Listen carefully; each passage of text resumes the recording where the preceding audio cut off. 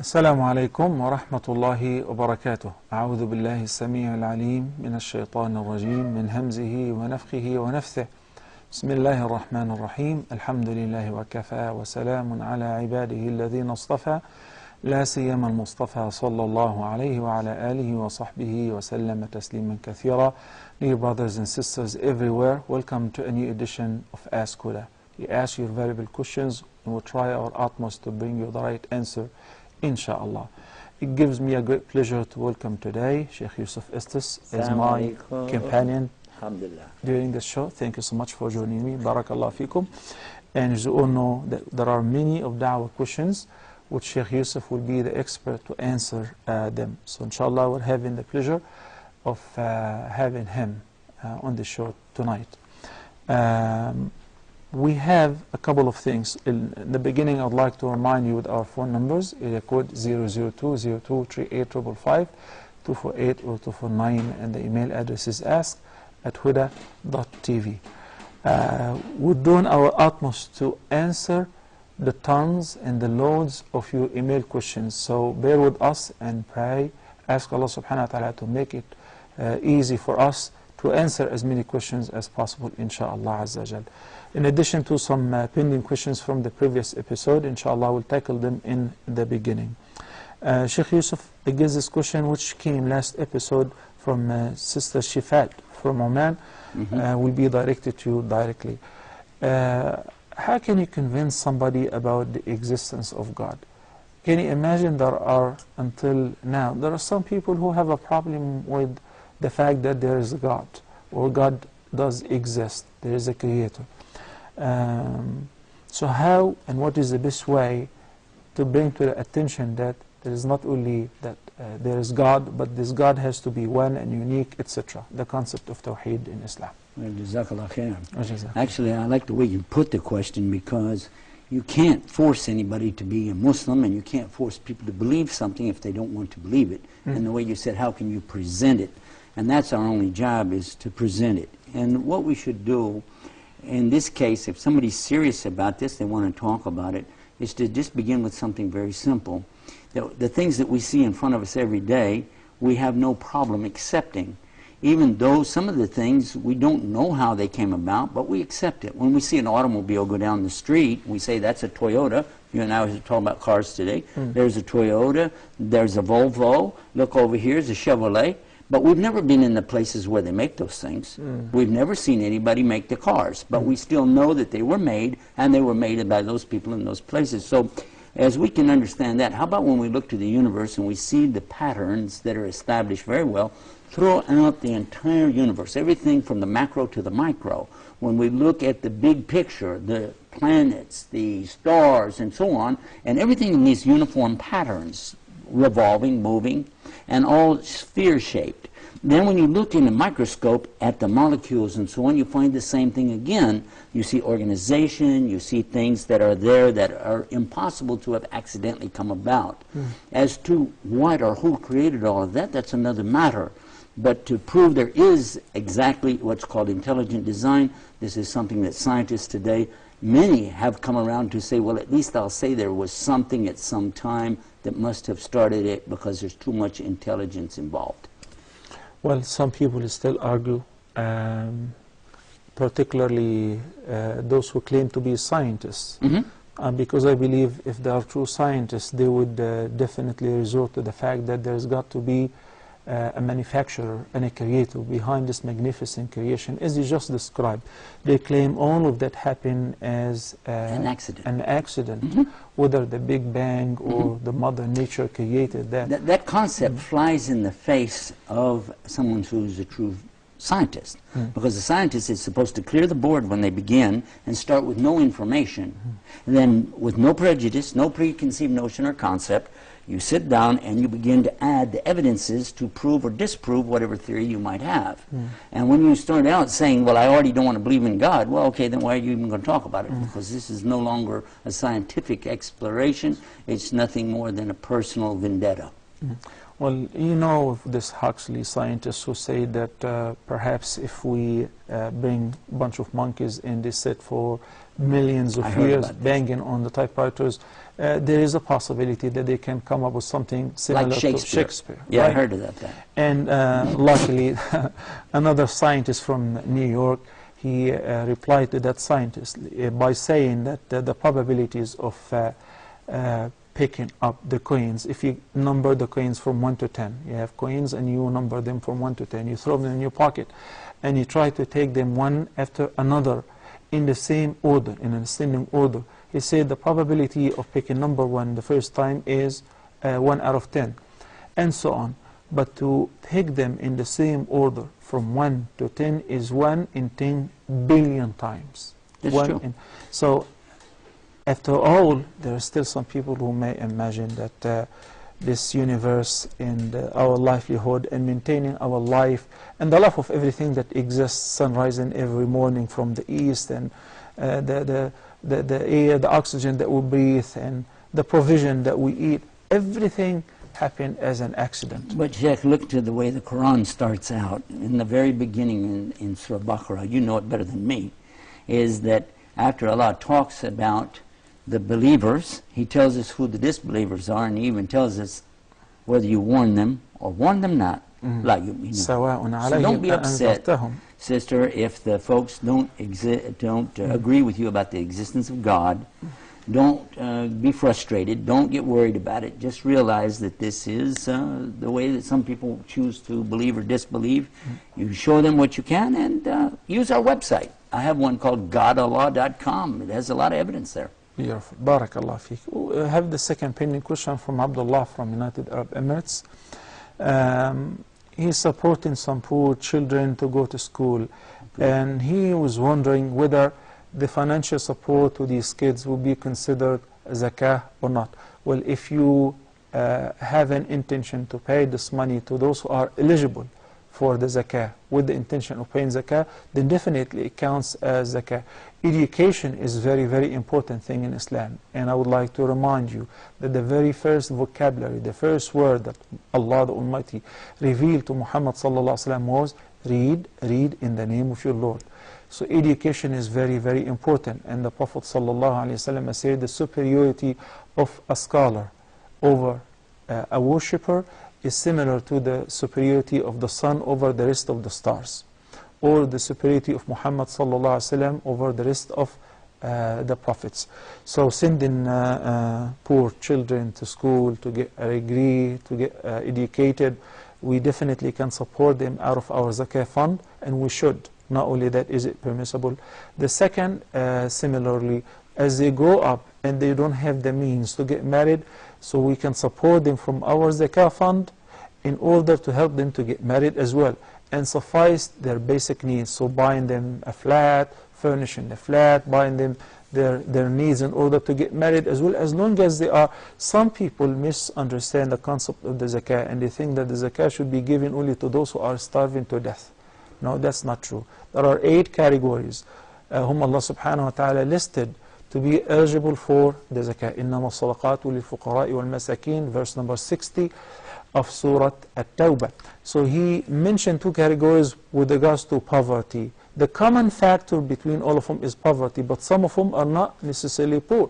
Sending people for the sake of Allah to, whether for jihad on the battlefield, Muslims army, those who are guarding the borders, border control, and to seek knowledge to benefit the ummah. We can support the dua who go abroad to non-Muslim countries in order to spread the word of Allah subhanahu wa ta'ala can be also supported from what's known as Baytul Mal, which we collect in it the zakah fund. So the answer to your question is yes, definitely you can consider this financial support out of your zakah as zakah. Barakallah fiqh. But it has to be preceded by an intention, which means, have you paid this money in the past as a gift or as a voluntary charity? You cannot go back and say, well, I'm going to deduct it from the zakah because the Sheikh said it counts as zakah. Because before the fard or before the act of worship, you have to precede it with an intention. That's why we say, if you give somebody a loan, and he failed to pay back, so you say, fine, I'll drop it. Drop it from what? drop it from your voluntary charity, not from the zakah. Assalamu alaikum wa rahmatullahi wa barakatuh. Brother Khurshid from United Arab Emirates, Assalamu alaikum and welcome to Ask Huda. Wa alaikum assalam wa rahmatullahi wa barakatuh. Sheikh Salam, my question is, if in the mosque, in the Maghrib prayers, Imam, after Alham Sharif, Imam reads Laylas, right sir? Hello? Yeah, I hear you, Khurshid. Yeah, and in the second rakah also, after Alham Sharif, he reads the same Laylas Quraysh. No. So is this sunnah? Just I want to know. Okay, barakallahu feek. Jazakallahu khair. Okay. Brother Abu Amana from United Arab Emirates, Assalamu alaikum, welcome to Ask Huda. Wa alaikum assalam wa rahmatullah, Sheikh Salah, and our special guest, Yusuf Estes. Assalamu alaikum. Wa alaikum assalam wa rahmatullah. And I have three questions about zakah. First thing is, say, whether jewelry, whether it is used or not, but it has attained nisab, should it be paid zakat? Okay. Second question is, say, for 4 years my wife has jewelries and it was above the nisab level, and should it be paid for each year 2.5%, that is 10%? Okay. And the third question is, can she give to her mother, my mother-in-law? She might be having some financial obligations. So these are my questions. Okay. Barakallahu feek. Jazakallahu khairan, Abu Amana. Basically, the two questions are just one question. Inshallah, we'll answer them in the same order they were received. Assalamu alaikum. Brother Rami from Egypt, welcome to Ask Huda. Hi, how are you? I'm fine, alhamdulillah. Thank you for asking, Rami. I just had a question about, well, I just recently started praying maybe a bit more than a year ago, and I'm 19 now, so I was just wondering, because I've already missed a lot of prayers before, so I was wondering if it's compulsory on me to not only pray my 5 a day, but also try to pray the prayers that I've missed before, to try to make up for all the prayers that I've missed. Okay. Because I was finding it kind of like demotivating for me, because like I'm trying to pray as much as possible and trying to pray Qiyam al-Layl and stuff like that, but I also feel like I need to pray those prayers that I've missed as well. So it's kind of like making a load on me. So like that's why I was kind of feeling like I don't know, I wasn't sure if I had to pray them or not. How long you were in praying? I've been praying all of my prayers for about a year and a half now. But before that you were not praying at all? No, I wasn't, no. Okay, Jazakallah khairan. I'm glad to hear that, alhamdulillah, Allah has guided you and you started praying. May Allah keep you steadfast on His straight path. Ameen. Ameen. Khurshid from United Arab Emirates reciting the same surah in the first and the second rak'ah is valid. But is it the sunnah? No, I cannot say it is the sunnah. The Prophet ﷺ used to recite different surahs. As we have several narrations. For instance, the Prophet ﷺ used to recite in the Nafl prayer, in the first rak'ah for Maghrib or Fajr, Surah Al-Kafirun, قُلْ يَا أَيُّهَا الْكَافِرُونَ, and in the second Surah Al-Ikhlas, قُلْ هُوَ اللَّهُ أَحَدٌ. And on Jumu'ah and Eid, Surah Al-A'la, then Surah Al-Ghashiyah, and so on. But if somebody recited the same surah, if this is the only surah he knows, or if he recited accidentally, that is fine. The salah is accepted, because reciting the surah after Al-Fatiha is mere sunnah. Barakallahu fikum. And it should not really be a point of conflict between you and the imam or the person who just led the prayer. Assalamu alaikum. Brother Irfan from the KSA. Irfan. Assalamu alaikum. Assalamu alaikum. I'm Islam Sheikh. And my son to Yusuf Estes also. I cannot hear you clearly. I'm sorry, Irfan. Assalamu alaikum. Sheikh, I'm having two questions, Sheikh. Go ahead, please. Yeah, the first question is regarding Umrah. While we complete our Umrah, what is the take on regarding taping of the hairs? Should we shave all the hairs, or can we just cut a little amount of hairs? Because usually next question, Arfan. I got your first question. Just cutting the hairs. Okay, what's your next question, Arfan, please? Yeah, our next question is regarding Witr Namaz, because I'm from India. I just came to Saudi. So I came to know regarding the Witr Namaz, we should read continuously three rakat namaz. We shouldn't sit like we do in Maghrib prayer. I got your question. Thank you, Arfan. Brother Suleiman from Nigeria. Brothers and sisters, I want you to seize this opportunity and shower my guest with questions pertaining da'wah, pertaining, I prefer to be showered with dua. Inshallah. when they shower you with questions and you answer them, they will shower you with dua. Oh, okay. That's how it works? Assalamu alaikum, Suleiman. Wa alaikum salam, Sheikh. Wa alaikum assalam wa rahmatullahi wa barakatuh. Please try again, Suleiman. Okay, Muhammad from Nigeria, his question is really sad to present. How can we deal with the Khawarij in his country? I don't have to say in what country, but I guess I already said it. So here is the point. First, many people do not know what Khawarij is. Khawarij is plural of Khariji, the person who exceeds the limit or exits or goes beyond the boundaries. And the Prophet ﷺ predicted such sect. And it's really amazing how he described them. He described them as, when it comes to worship, they're very active in worship, more than anybody else. He said that one of you will belittle his prayers compared to their prayers, will belittle his worship if he compares his worship to any of them. But guess what? يخرجون من الإسلام كما يخرج السهم من الرمية. They exit out of Islam as fast as an arrow leaves its bow. It's like that. Subhanallah. So they contradict the concept of belief in Islam, and I would just like to share with you some of their belief. For instance, number one, and how this developed, it developed at the time of the trial and the fitna between the two great Imams, Ali radiallahu anh and Muawiyah. And Al-Khawarij actually repelled against Ali in the beginning. So after they used to fight along with him, they considered him a kafir, then they considered Ali as a Muawiyah as a kafir, and so on. So Ali ibn Abi Talib radiallahu anhu appointed and delegated to them Abdullah ibn Abbas, the Prophet's cousin. He was very intelligent, Tarjuman al-Quran. He went to their neighborhood and he discussed with them, and subhanallah, he defeated them. He utterly defeated them by answering 3 questions and 3 objections. And he took more than half of them, almost 2,000 or more. They came back to their senses and enter into the folds of Islam again.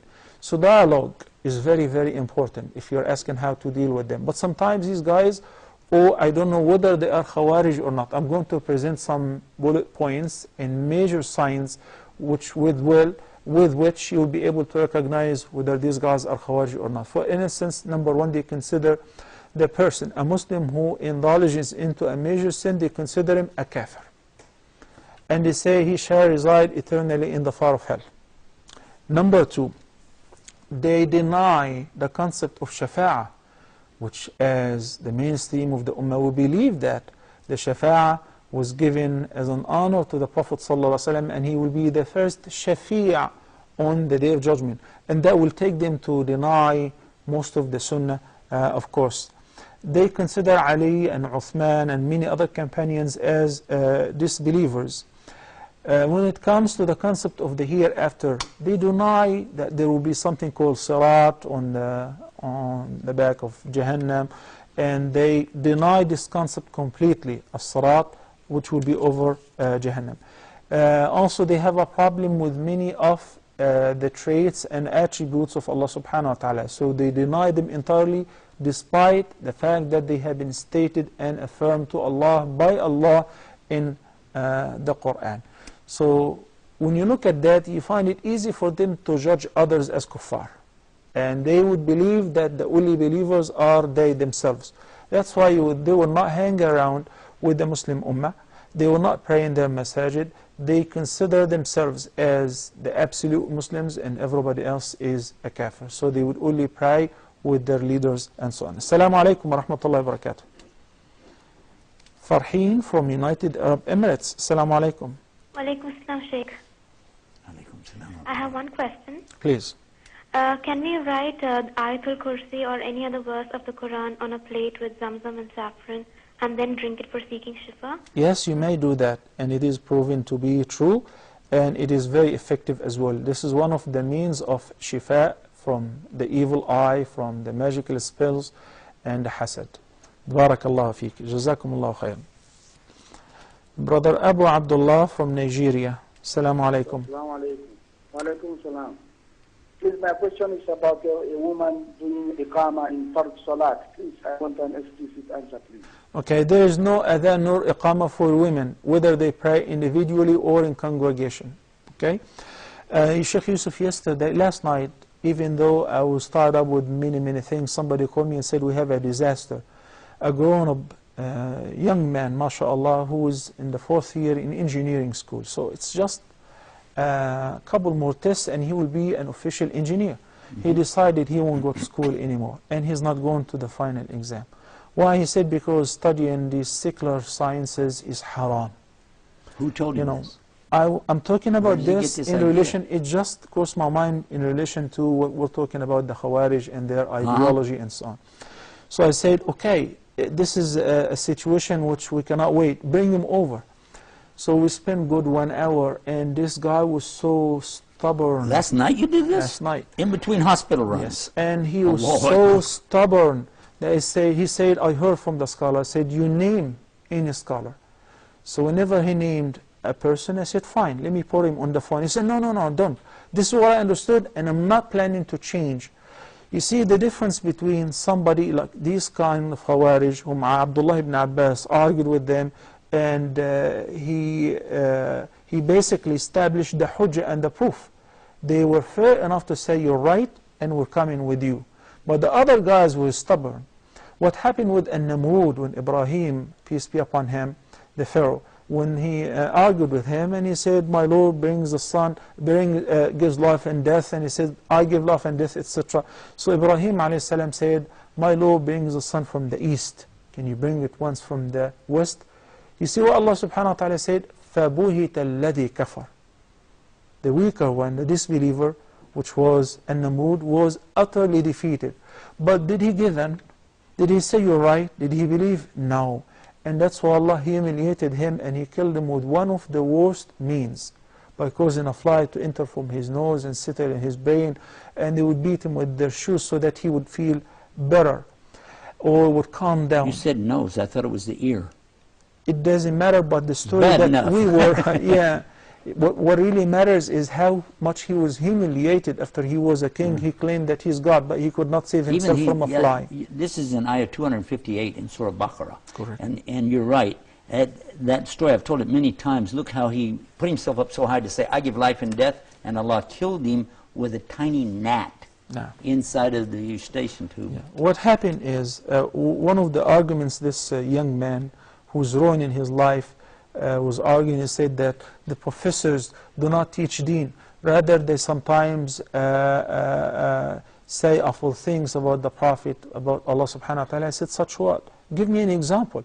He said, they're far away from the deen and so on. I said, can you imagine if one day you get married and you want to take your wife for delivery and she's pregnant? You can't find a single Muslim gynecologist or obstetric doctor. Neither male nor female. Why? Because you guys believe that it is haram for us to learn medicine.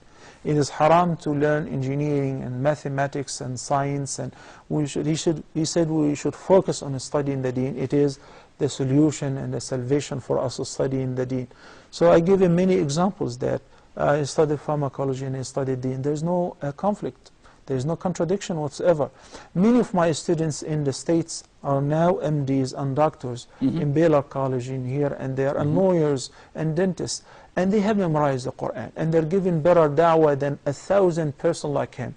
I told him, I swear to Allah, if you're speaking to a non-Muslim and trying to bring him to Islam, you would rather repel him and send him further away from the deen. Because there's no logic behind your behind your decision. So anyway, after we wasted a lot of time, he said, I have made up my mind and I'm not changing my decision under any circumstances. I said, what about your parents? Are they happy with that? He said, despite the fact that my parents are happy or not happy, this is the decision. He said, subhanAllah, didn't Allah say that obeying your parents and pleasing them is a fard, second to belief in the oneness of Allah subhanahu wa ta'ala? He said, but the obedience of Allah should come first. I said, absolutely true. But when they order you, when they wasted a lot of time and money, because he comes from a poor family, so his family must spend arm and leg in order to send him to school for 4 or 5 years, and by the end he's blowing it, he's ruining everything. Why? Somebody had poisoned his mind and he blocked his mind. So he said, do not listen to anybody else. Even the shuyukh, he claimed that he listened to them, he won't listen to them.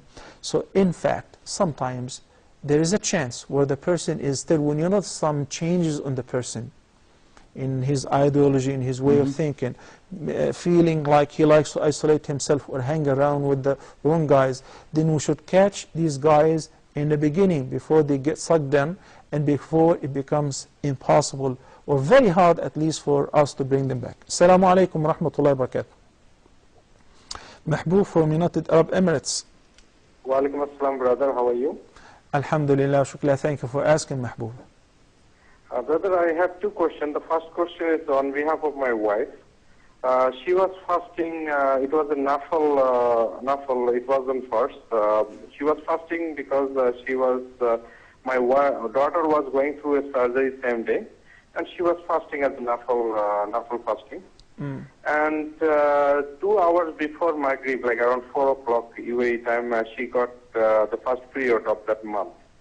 So does she has to make up that fasting because she couldn't complete? Mahbub, is your wife sitting next to you? Yes. Okay, you may ask her this question. Was this fasting nazr, a vow? She said, it is due upon me to fast this so Allah will make it easy for my daughter, or she just started voluntary fasting. Just.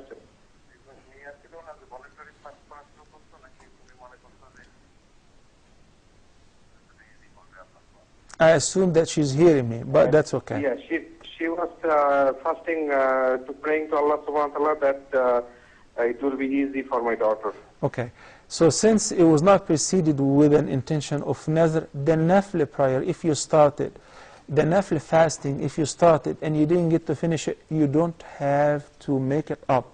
But it will be better, because you started something for Allah subhanahu wa ta'ala. It will be better to make it up, but it is not mandatory to make it up if you fail to do it. Barakallah feek, Mahbub. Thank you so much. Brother Ismail from the KSA. Ismail. Assalamu alaikum wa rahmatullahi wa barakatuh. Wa alaikum assalam wa rahmatullahi wa barakatuh. Jazakumullah khairan. My question is on behalf of my wife. She wants to know, she knows that the extension of the hair with artificial material is not acceptable, is not permissible. But is it okay if the material you're adding is different in texture or in color from the hair, so you're not trying to be deceptive? Is that permissible? Did you get the last part of the question, Sheikh Yusuf? Okay. I didn't understand it. Ismail, I know that you said your wife, you were asking about wearing hair extension, and you know this is haram. What is the last part, the last segment of the question? The last part of the question is, if the material that is being used, that is being added to the hair, is not the same in texture. Oh, okay, I got your question. Whether it is the same or not the same, Ismail, no, it is not permissible. Whether it's artificial or natural, a different color, it is not permissible, because the Prophet ﷺ forbid so. Barakallah fikum, brothers and sisters. We've got to take a short break, and inshallah in a couple of minutes we'll come back to you. Stay tuned. Assalamu alaikum wa rahmatullahi wa barakatuh, and welcome back. Brothers and sisters, we had a very serious question from one sister, Sister Ruqayya, who called from Bahrain. She almost made me cry last time. She says, Sheikh Yusuf, that her non-Muslim mother has died and she was wondering if she can make dua for her. And the sister herself is a new revert. Meanwhile, she has still her children, perhaps in the custody of the father. They are non-Muslims as well. So this is a situation which I believe you will handle better. You said she made you cry with this. Actually, I have to tell you, I did cry for my own mother. When my mother passed away, she refused to accept Islam, clearly refused. When I first called her to Islam, she was agreeing with everything until she got back with my siblings, and they put the pressure on her. You're an old lady, you don't need to change your religion. Later she told me, don't ever talk to me about religion again. And before she passed away, the hospice keeper, the one who comes to the house and checks on her, you know, said, is there anything bothering you? She meant physically or whatever. My mother said, yeah, my son became a Muslim. Oh, la hawla. And the last time I talked to her, I said, Mom, God is one, right? She said, yes. Father, Son, Holy Ghost, all one. I'm like, oh, yeah, here we go. Not a chance. And so I tried to find some kind of consolation in Islam for this, because at that time I'd been Muslim about 10 years, and it was too much to really bear, and I can really feel for the one who's going through this. Sometimes the shuyukh, well, they'll just, you say, can I pray for my mom? She died, she wasn't a Muslim. They come down like real heavy to add more pressure on top. The fact that you already hurt, and they say, Abraham couldn't pray for his own father, Noah couldn't pray for his own son, Prophet ﷺ couldn't pray for Abu Talib, whom he loved very much. No, you can't. Next question. You're devastating him. It's kind of like when you tell a sister, if you don't wear hijab, you can't be a Muslim. Oh, that's all I got to do, take like that? Oh, good, thank you. Goodbye. You know, and obviously that's not the way to go. What I would like to do, first of all, sister, it's up to Allah, not you and me. If there was anybody who didn't hear the message of Islam, remember, Allah is just, Allah is fair. He will be fair with that person. Do not despair of Allah, no matter what. If a person goes to hell, it is because Allah knows what was inside of them, and they earned it on their own. It's not from Allah. Second of all, if there's a weight of good in that person, they didn't know the message, didn't understand it, maybe some mental capacity that they don't have, remember, Allah is fair, Allah is just, and He will make you happy in the paradise. You have accepted Islam, that's the best and foremost thing for you to do, and I'm sure, I'm positive, that you'll find that this is all going to be just fine. So do relax, but let's focus on the living. You have children, and you want to set a good example for them and encourage them about the good things about Islam, the moral things in Islam, the righteous things about Islam, and take it easy on this subject of those that have passed.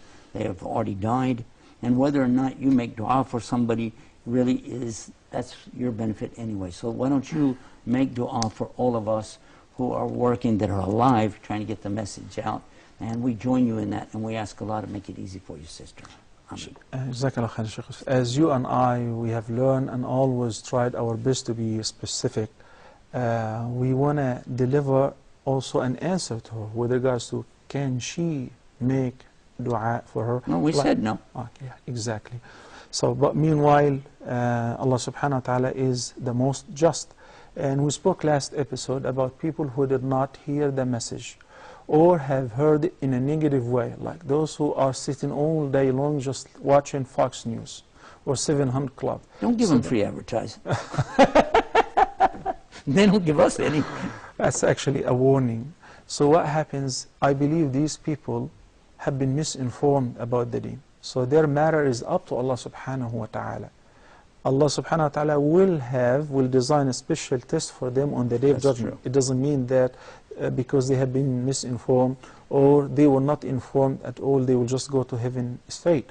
But they will be tested on the day of judgment. And Allah subhanahu wa ta'ala knows best who will be rightly guided and who will go astray. But as far as your children who are still non-Muslims, as I prayed for them last time, and also we repeat once again, may Allah subhanahu wa ta'ala guide them and bring them to the folds of Islam. Thank you. Assalamu alaikum. Assalamu alaikum. Naif from the KSA. Wa alaikum assalam wa rahmatullahi wa barakatuh. Sorry to keep you on hold for so long. It was not long as I'm watching you guys. Alhamdulillah. Barakallah fi. Let me go for the sake of Allah. Jazakallah khairan. May Allah bless you. Just want to say salam to Sheikh Yusuf.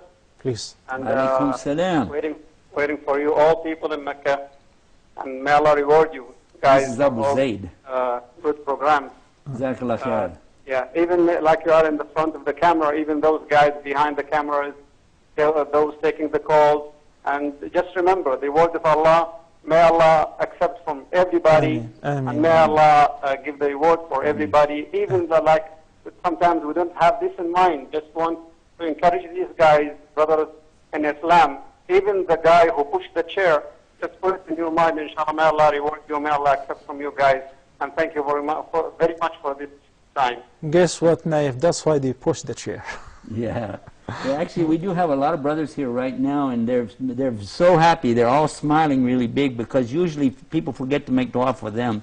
It takes about 20 to 30 people to put these things on. You don't realize 35 that. people. 35? Yeah. Well, that's a little bigger than our crew back home. But anyway, yeah, when you just see two of us or one of us sitting here, you don't realize how many people it takes to do this. Yeah. So, and many of them are working for free or almost free in the world. So make dua, Allah reward them in the next world. Ameen. Barakallah fi. Ameen. Assalamu alaikum. Safiya from United Arab Emirates. Assalamu alaikum. Walaikum assalam, Sheikh. I have one question for Sir Sheikh Yusuf Estes. Please. I want him to share with us a little bit of, how he keeps himself so cheerful at this age. And because, there are so many elderly people in my house, some of them are very, very sick. And they keep on praying, with the why doesn't Allah just call us and we want to end this life and things like that. So I just wanted you to share a bit of information, if you can, how to remain positive and cheerful at this age, especially if you're ailing and you're not. You're making him feel like he's pretty old. Yeah. It makes me feel like super old.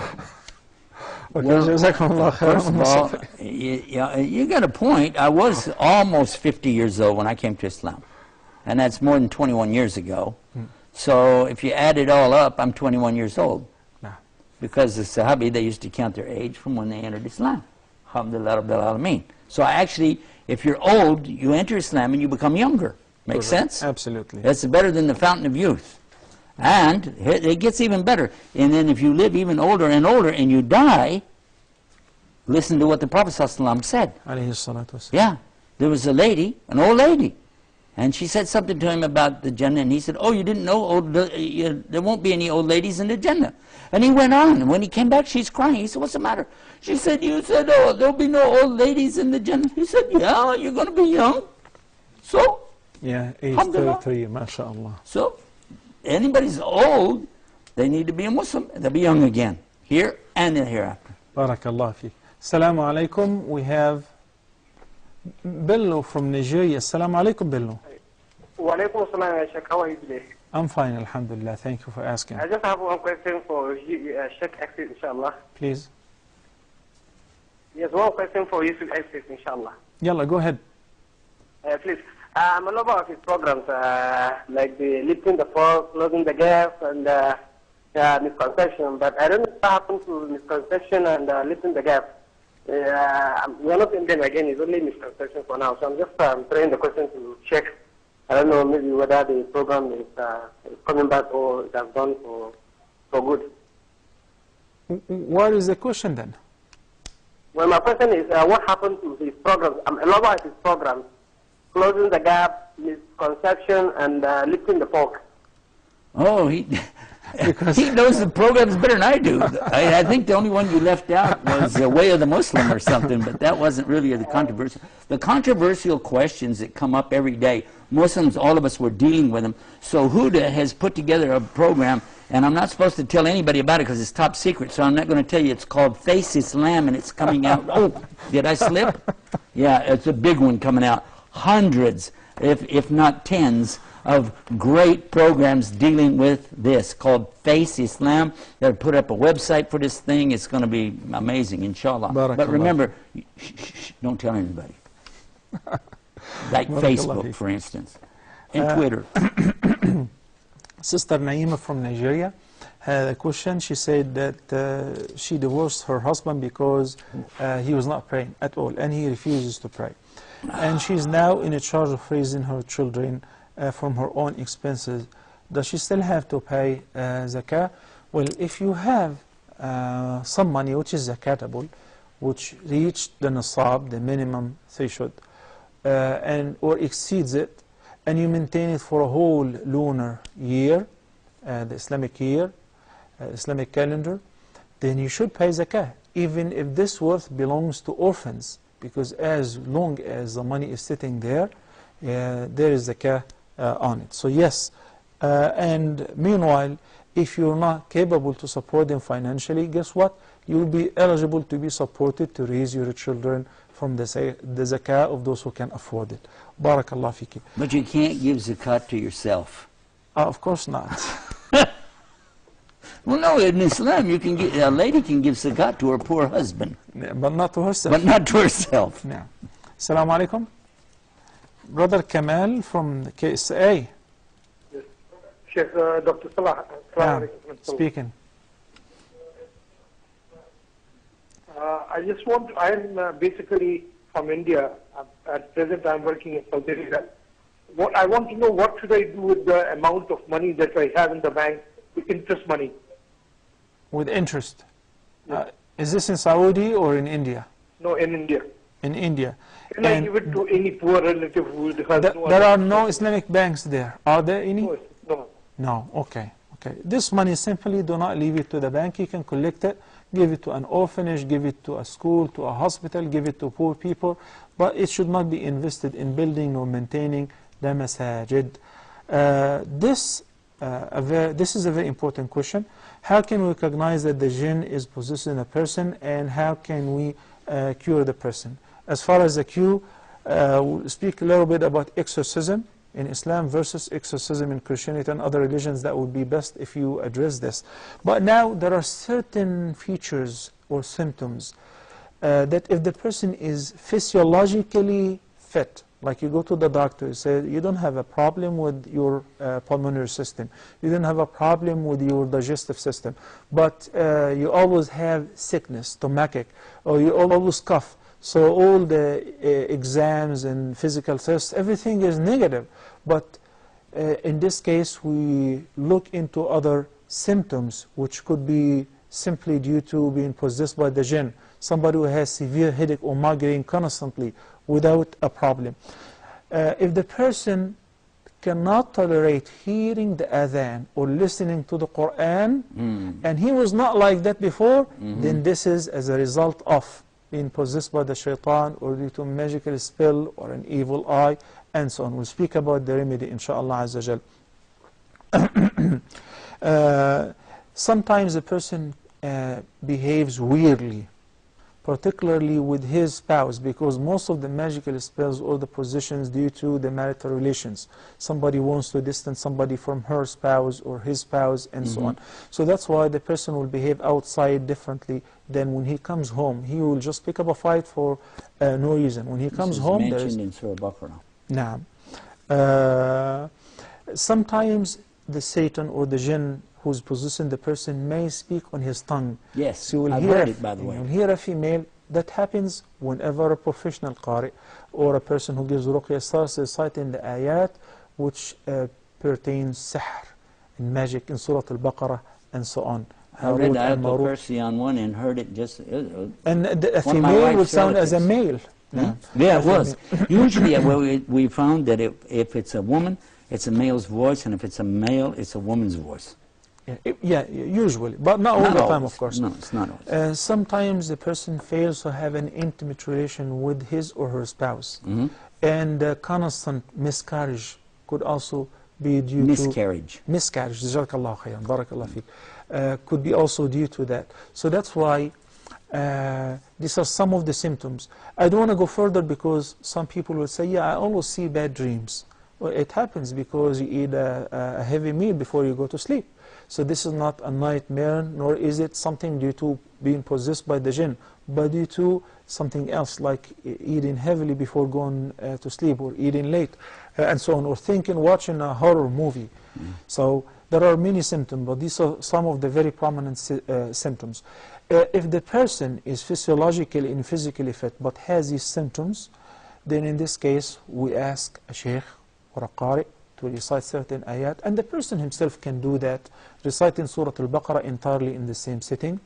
Reciting Surah Al-Baqarah keeps the shaitan and the household safe, keeps the house and the household safe from the shaitan for 3 consecutive days, whether you recite it in the morning or in the evening, reciting Ayatul Kursi as you described, and reciting Al-Mu'awwidhat, ayat pertaining السحر in Surah Al-Baqarah, وَمَا يُعَلِّمَانِ مِنْ أَحَدٍ حَتَّى يَقُولَا إِنَّمَا نَحْنُ فِتْنَةٌ, etc. Don't forget Surah Fatiha.